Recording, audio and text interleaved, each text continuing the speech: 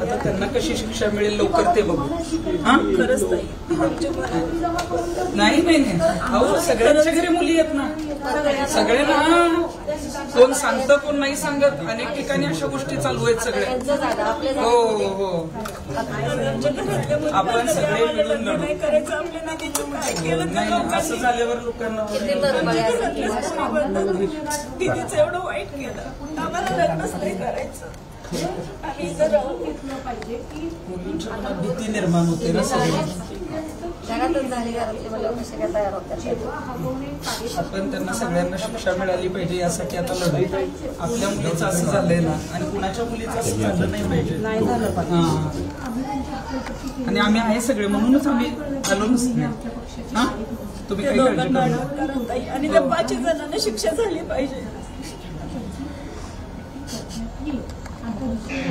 लवकरात लवकर होईल. हा मी तेच म्हटलं आता लढायला पाहिजे सगळं. दुःख तर असणारच ना आईला शेवटी. आम्ही आहे सगळं.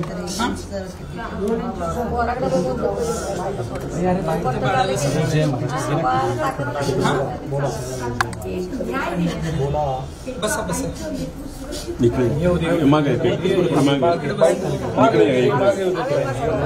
थोडं मागे या ना, इकडे पाणी द्या ना थोडंसं मागे घ्या ना जरा, थोडी मागे घ्या, पुढे मागे इकडे उभं राहू खाली चला या साईडला इकडे इकडे या थोडं त्यांच्याशी बोलून मग येते. आईचा जो आक्रोश आहे खर तर अशा पद्धतीनं हुंड्यासाठी मुलींची जी काही आपण बघितलं तर आत्महत्येसाठी तिला प्रवृत्त केलं गेलं. आता आईने त्यांच्या सांगितलं की आम्ही तिला फोडासारखं जपलं, तिला कधी हात लावला नाही. आणि तिच्या अंगावर मात्र आता जे काही व्रण त्यांनी बघितले तो प्रचंड संताप येतोय. एवढ्या क्रूर पद्धतीचे लोक कसे असू शकतात. आणि आज हुंड्याचा कायदा इतक्या वर्षांपासून महाराष्ट्रात आहे न, हुंडाबळीच्या केस कमी नाही होत आहेत तर त्या वाढतायत. आणि हे अगदी आपण बघितलं की आधी जमिनीसाठी लुटणारे मुळशी पॅटर्न आपण बघितलाय, आता मुलींचा छळ करणारा मुळशी पॅटर्न जो आहे तो समोर आलेला आहे. म्हणजे कुठंतरी मुलींच्या बाबतीत हे मोठमोठ्या अगदी श्रीमंत घरात तिला दिलेलं होतं. श्रीमंत घरात पैसा असून सुद्धा तुम्ही मुलींना छळता, तुम्ही तिला त्रास देता.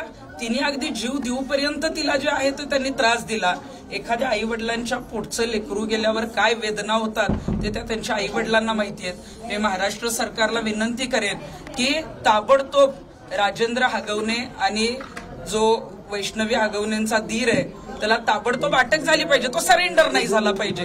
कारण मागच्या वेळी सुद्धा अजित पवार गटातलेच आपण जर बघितलं तर धनंजय मुंडेंच्या केसमध्ये वाल्मिक कराड हा सरेंडर झालेला होता. त्याला